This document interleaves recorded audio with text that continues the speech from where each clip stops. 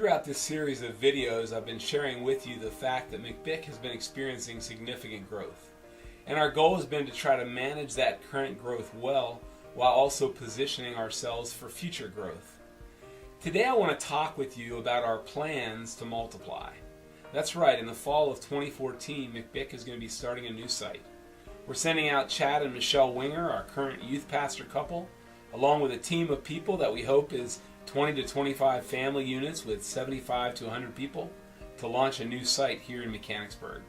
Now, as you hear that, a question that may come to mind is, why are we multiplying? Why is McBIC multiplying? Well, the simple answer to that question is because we want to help more people connect with Jesus Christ. And we believe that the new site will reach people that McBIC isn't currently able to reach, while at the same time providing some space here at our site to reach more people and to help them connect with Jesus. But I think you'll get a clearer picture of why we want to plant the new site by listening to Chad and Michelle Winger and some of their teammates share what God has been putting in their hearts. A couple things that we're really excited about as we start this new site are calling people to live a seamless life. And what we mean by that is just for them to be able to live out their faith wherever they are every day, that we take our faith outside the walls of the church and just live it out and impact those that are around us. And the other thing we're looking forward to is to go after a value of creating the spiritual center within the home, that families would be the ones that really take responsibility and ownership for their kids' spiritual life, and that we work at that together. So this isn't just a family thing, this is for the whole community. So singles, couples without children, and also empty nesters would all join together and help us in that. I think for us, we're also pretty excited to just be part of something new, something different. I think for us personally, connecting as a family in a deeper way, especially with small children, just how do we bring them up and connect them with God at an early age and really get them to understand their sense of calling and also within our family. And we're just really excited that, just for McBIC and for the new site, both really, it's just an opportunity for a lot more people to connect with Jesus and a lot more people to really understand and find out what their calling is and really connect with God on it. So really excited on a lot of different fronts. For my family, the Hopkins family, we feel like this has been a long time coming. God's been really speaking some things to us over the last few years, and as we've listened, we feel like this is a good fit for our family.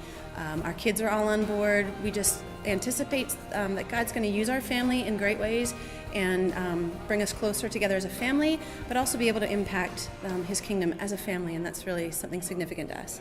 A second question that you might be thinking is, what are the implications of planning a new site for McBIC?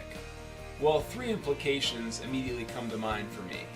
The first is that our church family is going to experience a sense of loss and some grief over people who leave.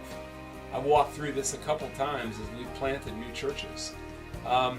We'll still see the people who leave, we'll still have relationship with them, but it won't be the same not seeing them on Sunday and not watching them in their current ministry roles. The second implication of planning a new site is that as people leave the church who are part of our worship ministry and children's ministry and other ministries throughout the church, as they leave, there will be holes to be filled. And we'll need people within our church who currently aren't serving in ministry or who are serving in other ways to step into some of those key roles to take the place of those who have left. But the primary implication that I see about launching a new site is that our church will grow. Our staff will increase. As Chad and Michelle go to the new site, we'll continue to support them while also hiring a youth pastor to take over Chad's current responsibilities here. We'll be increasing the resources and equipment that are part of our church, and we'll incur some expense in that as we purchase sound equipment and children's resources and other things for the new site, including a trailer and a truck to transport equipment to the new site. And then most significantly, we'll be increasing in size in the number of people.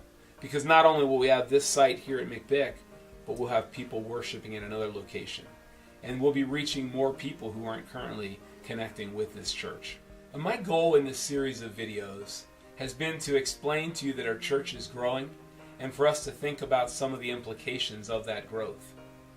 One of the things I want you to understand is that your faithful and generous giving has allowed us to be in the position that we're currently in. Your giving has allowed us to not only continue growing in the present, but also to position ourselves to be thinking creatively about what God may have for us in terms of growth in the future.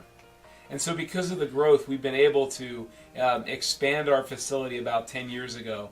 We've been able to keep our facility in good shape with repairs and replacements. We've been able to dream about things that we can do here on this site.